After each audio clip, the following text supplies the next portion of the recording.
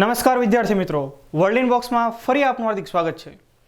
આજના લેક્ચરમાં આપણે જોઈએ તાજેતરમાં જ લોન્ચ કરવામાં આવેલા ભારતના સૌથી શક્તિશાળી સંચાર ઉપગ્રહ એટલે કે કમ્યુનિકેશન સેટેલાઇટ GSAT-30 વિશે। તો સૌપ્રથમ પરીક્ષાની અંદર આમાંથી પ્રશ્ન પૂછાય કે GSAT-30 ને ક્યાંથી લોન્ચ કરવામાં આવ્યો છે। હવે આપણે હંમેશા માટે એવું યાદ રાખતા હોઈએ છીએ કે ભાઈ ઇસરો દ્વારા જે કંઈ કામગીરી થતી હોય, જે કંઈ ઉપગ્રહ લોન્ચ થાય તો તે સતીશ ધવન સ્પેસ સેન્ટર શ્રી હરિકોટા આંધ્રપ્રદેશથી જ થશે। પરંતુ અહીં GSAT-30 ને 17મી જાન્યુઆરી 2020ના રોજ ફ્રેન્ચ ગુયાનાના કોરુ ખાતેથી લોન્ચ કરવામાં આવ્યો છે। તો સૌપ્રથમ આપણે જોઈએ કે આ ફ્રેન્ચ ગુયાના ક્યાં આવેલું છે, કોરુ ક્યાં આવેલું છે। તો આ નકશો આફ્રિકા ખંડ છે, અહીંયા યુરોપ, તો યુરોપની અંદર આવેલું ફ્રાન્સ। તો ફ્રેન્ચ ગુયાના ફ્રાન્સની જ ટેરેટરી છે, પરંતુ ત્યાંથી ઘણી દૂર આવેલી છે। આ નોર્થ એટલાન્ટિક ઓશન પાર કર્યા પછી અહીંયા આ બ્રાઝિલ, દક્ષિણ અમેરિકાની અંદર અહીંયા આવેલો બ્રાઝિલ ને એની ઉપર અહીંયા આવેલું છે ફ્રેન્ચ ગુયાના। અહીં તમે મોટા નકશાની અંદર તમે જોઈ શકો, આ એનો એક ઝૂમ ઇમેજ છે કે અહીંયા આખું ફ્રેન્ચ ગુયાના અને જ્યાં આવેલું છે અહીંયા કોરુ। તો અહીંયાથી આ GSAT-30 ને લોન્ચ કરવામાં આવ્યો છે। ત્યારબાદ GSAT-30 વિશે માહિતી મેળવે તો સૌથી અગત્યનો પ્રશ્ન બીજો એમાં કે કયા રોકેટની મદદથી એને લોન્ચ કરાયો છે। તો એરિયન 5 VA-251 રોકેટની મદદથી એને લોન્ચ કરવામાં આવ્યો છે, જેનું વજન છે 3357 કિલોગ્રામ। તો આપણને પ્રશ્ન થશે કે ભાઈ ઇસરો સફળ સંસ્થા છે, ઘણા બધા ઉપગ્રહો એક સાથે લોન્ચ કરે છે, તો શા માટે આ ઉપગ્રહને બહારથી લોન્ચ કરવામાં આવ્યો અન્ય રોકેટની મદદથી? આપણે એના વિશે પણ થોડી વારમાં જ ચર્ચા કરીશું। આ GSAT-30 નું આયુષ્ય 15 વર્ષ છે અને આ ઉપગ્રહ GSAT-30 ને એસેમ્બલ કરવામાં આવ્યો છે બેંગ્લોર સ્થિત જે સંસ્થા છે ત્યાં, જેનું નામ છે આલ્ફા ડિઝાઇન ટેકનોલોજીસ લિમિટેડ। આ ઉપગ્રહે કોનું સ્થાન લીધું? તો INSAT-4 એનું સ્થાન લીધું। આ INSAT-4 જેને 2005માં લોન્ચ કરવામાં આવ્યો હતો એનું એને હવે સ્થાન લીધું। હવે આવનારા કમ્યુનિકેશન માટે થઈને GSAT-30 આપણને કામ લાગશે। હવે આ GSAT-30 ની સાથે યુરોપિયન સ્પેસ કંપનીના એનો પણ એક કમ્યુનિકેશન સેટેલાઇટ સાથે લોન્ચ કરવામાં આવ્યો છે, જેનું નામ છે Eutelsat Connect। તો બે સેટેલાઇટ એક સાથે લોન્ચ થયા। હવે આ GSAT-30માં બે ટ્રાન્સપોન્ડર્સ, બે બેન્ડ ધરાવતા, એક છે C બેન્ડ અને KU બેન્ડ, 12 C બેન્ડ અને 12 KU બેન્ડ ધરાવતા ટ્રાન્સપોન્ડર્સ છે। તો આ બેન્ડ શું છે આપણે એના વિશે પહેલા માહિતી મેળવીએ।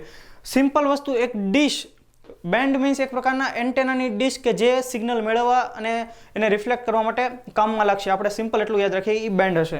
અહીંયા જે તમને દેખાય છે એમાંથી એક KU બેન્ડ અને એક C બેન્ડ, આ બંને શું કામગીરી કરશે એના વિશે પણ આપણે માહિતી મેળવીએ। તો KU બેન્ડ, પહેલા આપણે ઇમેજ જોઈએ કે KU બેન્ડ, તો અહીંયા આ KU બેન્ડ છે।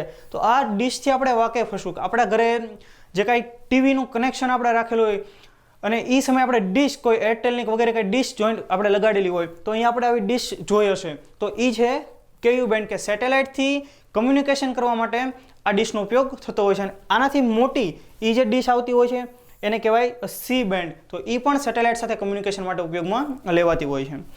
તો આ જે KU બેન્ડ છે GSAT-30 નું, એ ક્યાં કામ લાગશે? તો એ કામ લાગશે ભારતના મુખ્ય ભૂમિભાગ અને ટાપુઓને કવર કરવા માટે, જ્યારે C બેન્ડ કામ લાગશે અખાતના દેશો, મોટાભાગના એશિયન દેશો અને ઓસ્ટ્રેલિયા સુધી। કે ભાઈ ભારતનો કોઈ અન્ય કાર્યક્રમ જે ઓસ્ટ્રેલિયાની અંદર ટેલિકાસ્ટ અહીંયાથી કરવો છે તો પણ આ GSAT-30 આપણને કામ લાગશે। તો આપણે યાદ રાખીએ GSAT-30 કયા પ્રકારનો સેટેલાઇટ છે? તો કે સંચાર ઉપગ્રહ, કમ્યુનિકેશન સેટેલાઇટ છે। INSAT-4 કે GSAT-30 જેનું સ્થાન લીધું છે તે INSAT-4 વિશે માહિતી મેળવીએ। તો INSAT the Indian national satellite system, કે જે ભારતના જીઓ સ્ટેશનરી સેટેલાઇટની એક સિરીઝ છે, એટલે કે ભૂસ્થિર ઉપગ્રહોની સિરીઝ છે। અને આનું શું કામ? INSAT સિરીઝ શા માટે લોન્ચ કરવામાં આવી હતી? તો કે ભાઈ દૂરસંચાર, ટેલિકમ્યુનિકેશન માટે, હવામાન, વેધર ફોરકાસ્ટિંગ માટે, ત્યારબાદ પ્રસારણ અને શોધ એટલે કોઈ રિસર્ચ માટે થઈને, ઉપરાંત રેસ્ક્યુ ઓપરેશનમાં પણ આ બધા જે INSAT સિરીઝના સેટેલાઇટ લોન્ચ થયા છે એ ખૂબ મદદરૂપ થાય છે। ત્યારબાદ આપણે જોઈએ GSAT-30 અન્ય ક્યાં ક્યાં આપણને ઉપયોગી થશે? તો કે DTH ટેલિવિઝન સેવાઓ, એટલે કે DTH નું પૂરું નામ ડાયરેક્ટ ટુ હોમ, ત્યારબાદ ATM, stock exchange, television અપલિંકિંગ, teleport સેવાઓ, ડિજિટલ ઉપગ્રહ સમાચાર એકત્રીકરણ, ત્યારબાદ ગવર્નન્સ એપ્લિકેશન। તો આ બધી સેવાઓની અંદર GSAT-30 આપણને ખૂબ મદદરૂપ થશે। તો ભારત પાસે આ જે ઉપગ્રહ GSAT-30 છે એને લોન્ચ કરવાની ક્ષમતા પણ ખરી, કેમ કે GSLV Mach-3 કે જેની ક્ષમતા છે 4000 કિલોગ્રામ જેટલું વજન ઉચકવાની। તો 4000 kgનો કોઈ ઉપગ્રહ હોય, કોઈ સેટેલાઇટ, તેને GSLV Mach-3 મદદથી આપણે એને લોન્ચ કરી શકીએ। પરંતુ GSLV Mach-3 ને ઇસરોએ પોતાના મહત્વાકાંક્ષી મિશન ગગનયાન માટે તૈયાર કરેલ છે. જ્યારે ભારત પાસે બીજું જે રોકેટ છે એ છે GSLV Mach 2 કે જેની ક્ષમતા છે 2500 કિલોગ્રામ જેટલી. જ્યારે GSAT-30નું વજન છે 3357 કિલોગ્રામ. એટલે GSLV Mach 2ની મદદથી આ શક્ય બને નહીં. જ્યારે GSLV Mk3 કે જે ગગનયાન માટે છે, એટલા માટે ભારત એને ફ્રેન્ચ ગુયાનાથી પ્રક્ષેપિત કર્યો. તો આ જે પ્રક્ષેપિત કરનાર સંસ્થા છે જેનું નામ છે એરિયન સ્પેસ. એરિયન સ્પેસનો આપણે લોગો અહીંયા જોઈએ, જેનું વડુમથક પણ ફ્રાન્સની અંદર આવેલું છે. તો એરિયન સ્પેસ એ દુનિયાની પહેલી એવી કોમર્શિયલ સંસ્થા છે કે જે સેટેલાઇટ લોન્ચ કરે છે અને જેની સ્થાપના વર્ષ 1980માં કરવામાં આવી હતી. તે ભારતના અંદાજિત 24 જેટલા ઉપગ્રહોને અત્યાર સુધીમાં પ્રક્ષેપિત કર્યા છે એમણે, એરિયન સ્પેસે. તો ભારતનો પહેલો સેટેલાઇટ કે જે કમ્યુનિકેશન સેટેલાઇટ હતો, સંચાર ઉપગ્રહ હતો, જેનું નામ હતું એપલ. આપણે પૂરું નામ એનું જોઈએ, એરિયન પેસેન્જર પેલોડ એક્સપેરિમેન્ટ, કે જેને 19 જૂન 1981ના રોજ ફ્રેન્ચ ગુયાનાથી લોન્ચ કરવામાં આવ્યો હતો. અને ત્યાર પછી આ જે યાત્રા છે અવિરત ચાલુ છે. હવે આ સંસ્થાના લોન્ચ સેન્ટર, લોન્ચ પેડ ઘણા બધા દેશોની અંદર આવેલા છે. તો આપણે એનું લિસ્ટ જોઈએ તો અમેરિકાના કેપિટલ વોશિંગ્ટન ડીસીની અંદર, ડીસી મીન્સ આપણે યાદ રાખીએ ડિસ્ટ્રિક્ટ ઓફ કોલંબિયા. ત્યારબાદ જાપાનનું કેપિટલ ટોક્યો, સિંગાપુરમાં પણ એમનું સેન્ટર છે.